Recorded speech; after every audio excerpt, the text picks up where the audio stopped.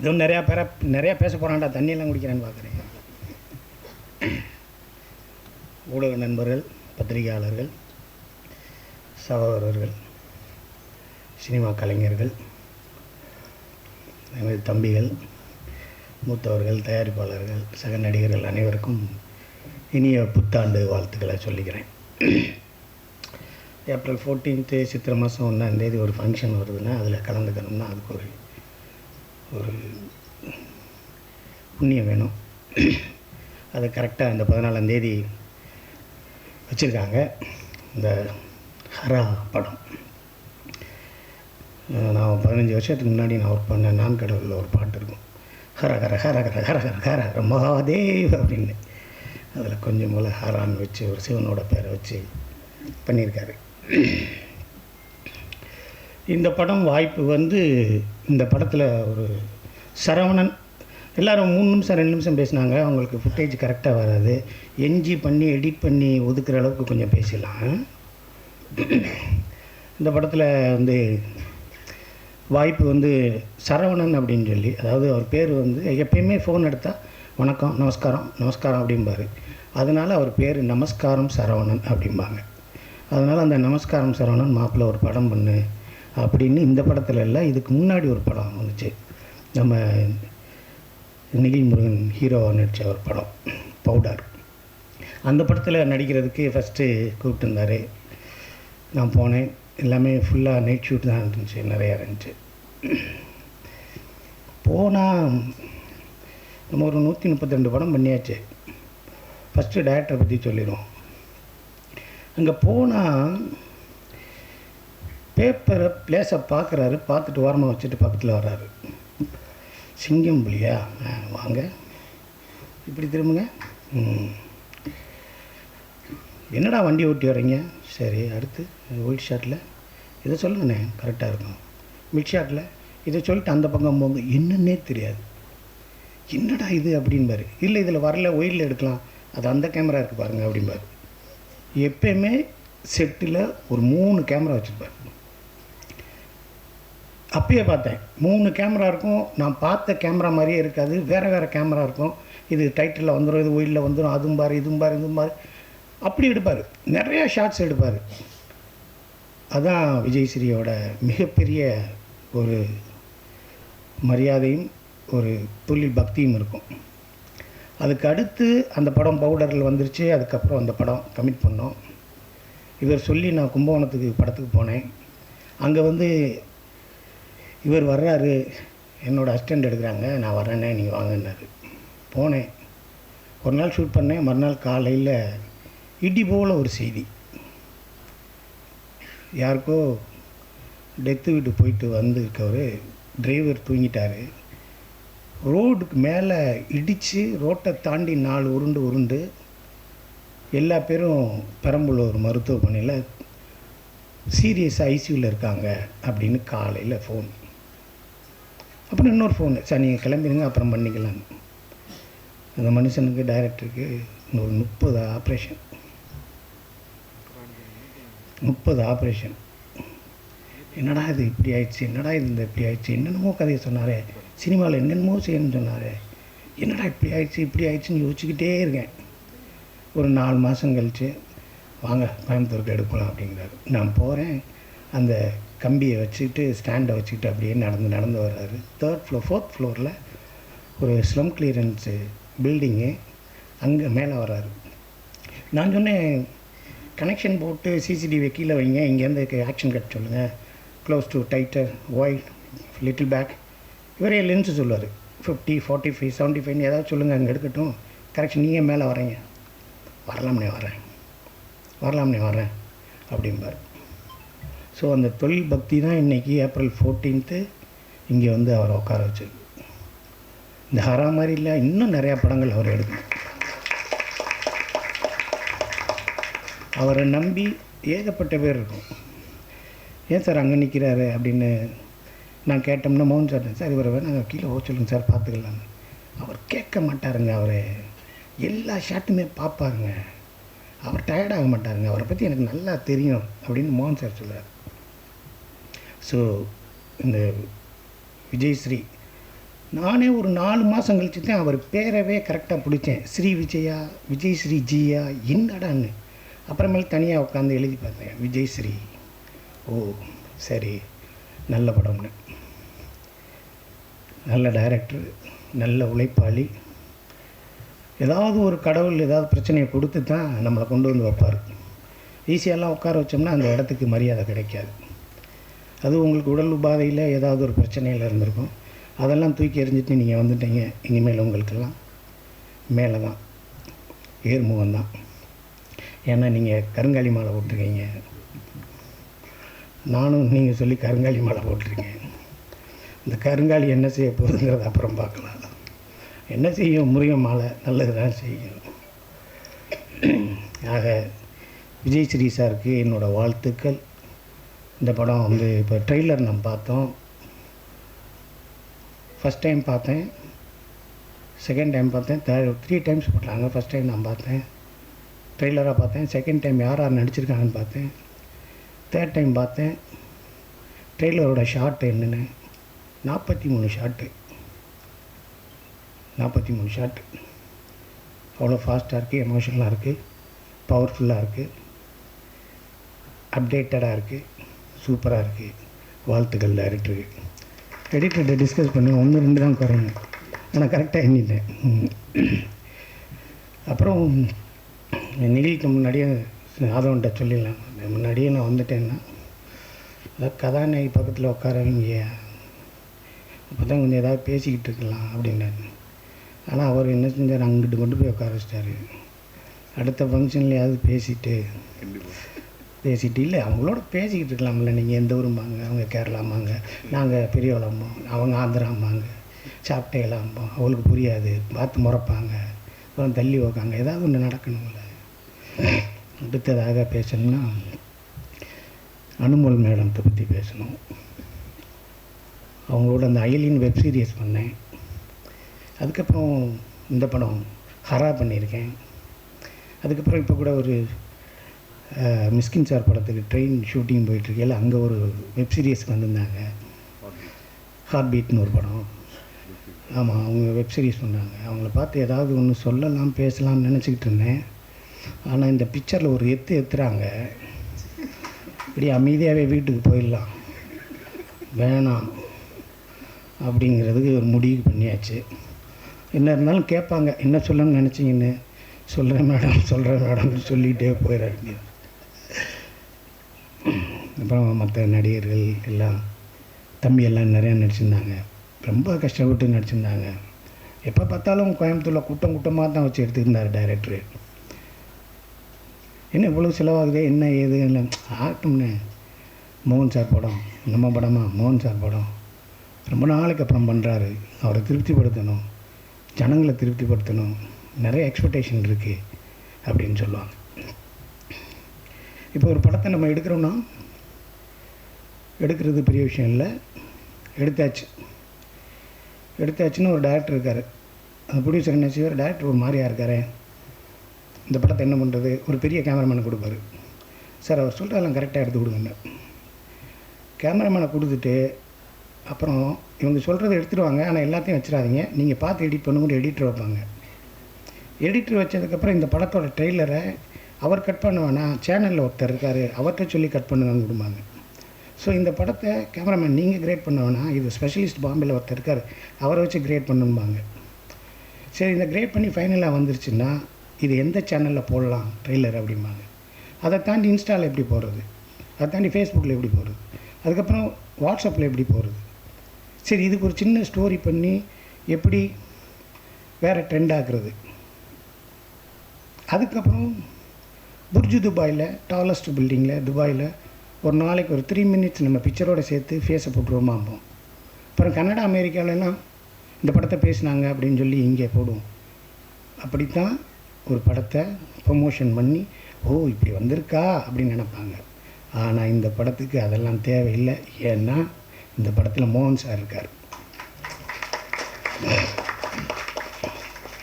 இந்த படத்தில் மோகன் சார் இருக்கார். இப்போ டைரக்டரை பற்றி பேசியாச்சு, அனுமதி மேடம் பற்றி பேசியாச்சு. இனி வெள்ளி விழா நாயகன், அவரை பற்றி தான் பேசணும். தேடும் பாவை தவிக்க துடிக்க. நேற்று வரைக்கும் இன்றைக்கி ராத்திரி போட்டால் கூட பார்த்துக்கிட்டே இருக்கும். அவர் சொன்னார், ஒரு மைக்கை பிடிச்சி பாடின படமே 5 தான் அப்படின்னாரு. அந்த 5 படமே 5 வருஷம் ஒன்று என்ன செய்கிறது? அந்த படம் ஒரு நாள் ஓடிந்தால் மறந்துடுவோம், 2 நாள் ஓடிந்தால் மறந்துடுவோம். 5 வருஷம் ஓடுது, நேற்றும் டிவியில் ஓடுது, இன்றைக்கும் ஓடுது. சைடில் இப்படி வைக்கிறாரு, ஜில் ஜில் ஜில் ஜில் மனதில் ஒரு தல் தல் தல் தல் காதல். என்னடா ஜில்லு மனதில் தள்ளு காதல். ஆனால் ரசிக்கிறோமே.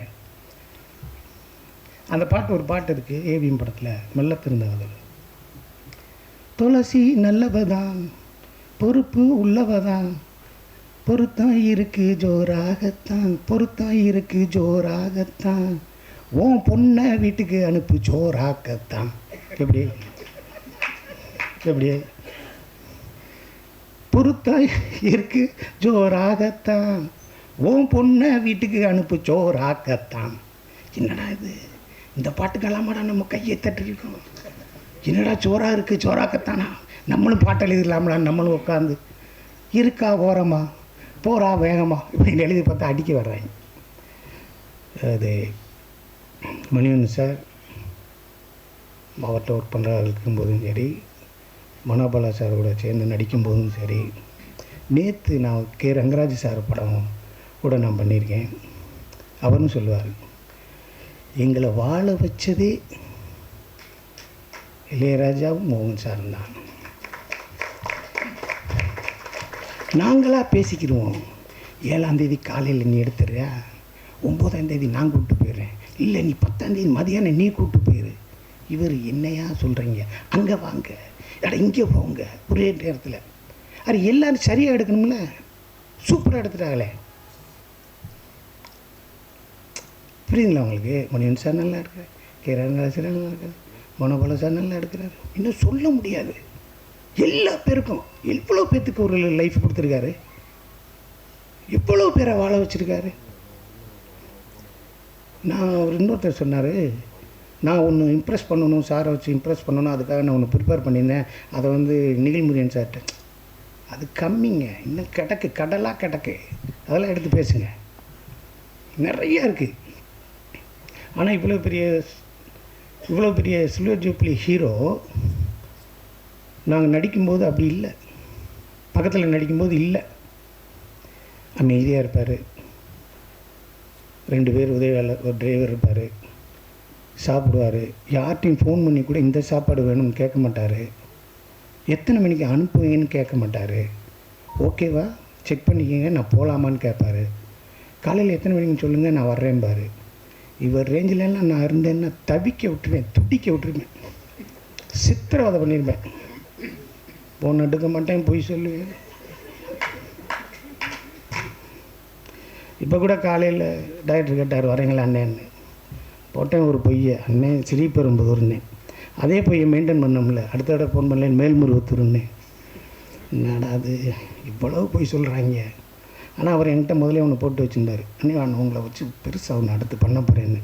அது தவறி இருமேன்னு சொல்லி பதறி அடித்து இந்த காவிரி ஸ்ட்ரீட் வழியாக வந்தேன் பாருங்க. எதுக்கு குளிக்க போகிறீங்களான்னு ஆதவன் கேட்டாப்புல. குளிக்க போகலையா, வேர்க்குதியா, இருந்தாலும் என்னை மறந்துடுவேன்னு சொல்லிடுறேன். ஆக இந்த படம் ஹரா, இது ஒரு மிகப்பெரிய ஒரு மைல்கல்லான ஒரு படமாக இருக்கும். மோகன் சாருக்கு கன்னை கொடுத்துருக்கீங்க விஜய் சார்.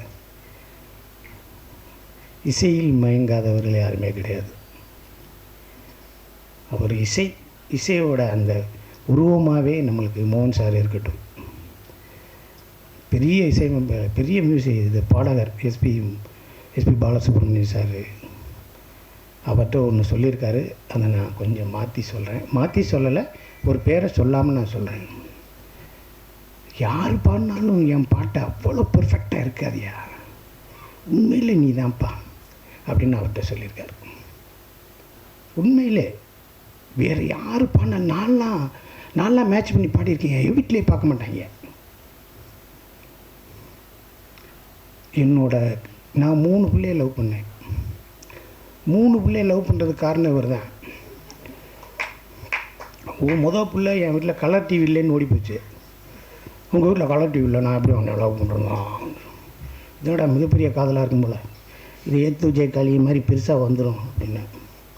அப்புறம் இன்னொரு பிள்ளை, குட்டியாக இருக்கீங்க இருந்துச்சு. இல்லை நான் 12க்கு மேலே வளர்ந்துருவேன் இல்லைன்னு. இப்போ பண்டா வந்துட்டேன் இல்லை, அடுத்த மாதம் வந்துடும். அப்புறம் சின்ன பிள்ளை சொல்லிச்சு, பல்லெல்லாம் உடஞ்சிருக்கு, கருப்பாக வேறு இருந்துச்சு.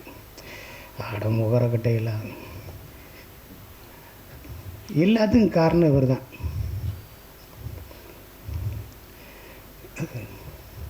இதே கோயிலில் ஒரு பாட்டு வரும்.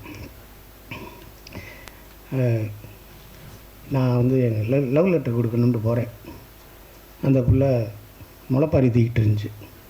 பார்க்குறேன். அப்புறம் வாட்ஸ்அப்பில் செல்லுமில்ல ஒரு அளவும் கிடையாது. பார்க்குறேன். அந்த பிள்ளை அங்கே தூரமாக நின்றுச்சு. அப்படியே பார்த்தேன்.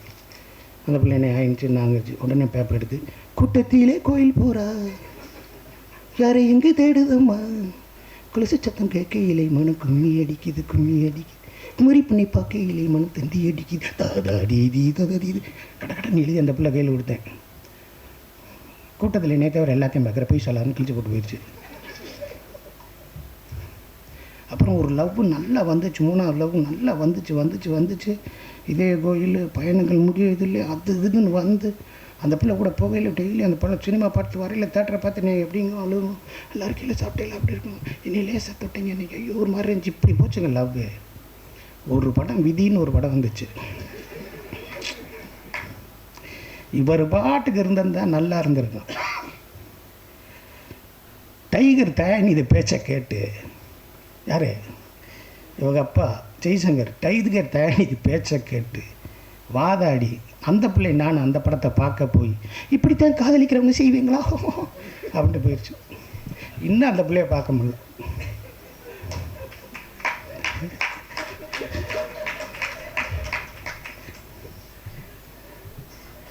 இன்னும் பார்க்க முடியல. சரி பரவாயில்ல, இருந்தாலும் நம்மளுக்கு அந்த ஒரு உடம்புக்குள்ள ஒரு கெமிஸ்ட்ரி ஏற்படுத்தி அந்த வயசில் நம்மளும் காதலிச்சிருக்கோம்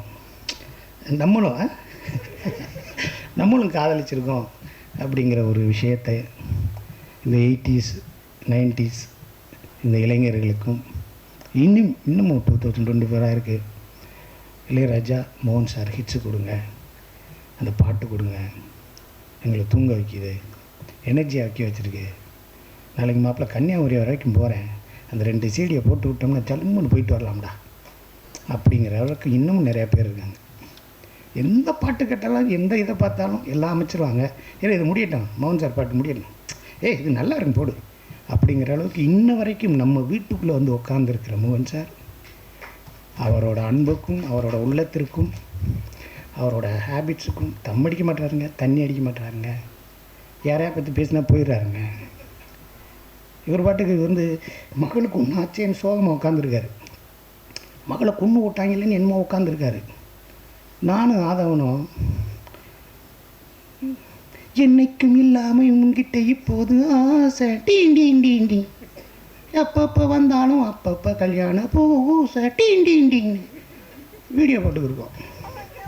அப்படியே பார்க்குறாரு. பார்த்துட்டு டைரக்டரை பார்க்குறாரு. டைரக்டர் இன்றைக்கி சாயந்தரம் போயிடுவாங்க சார். அப்படின்னா இவரை பார்த்து நாங்கள் டீங்கிறது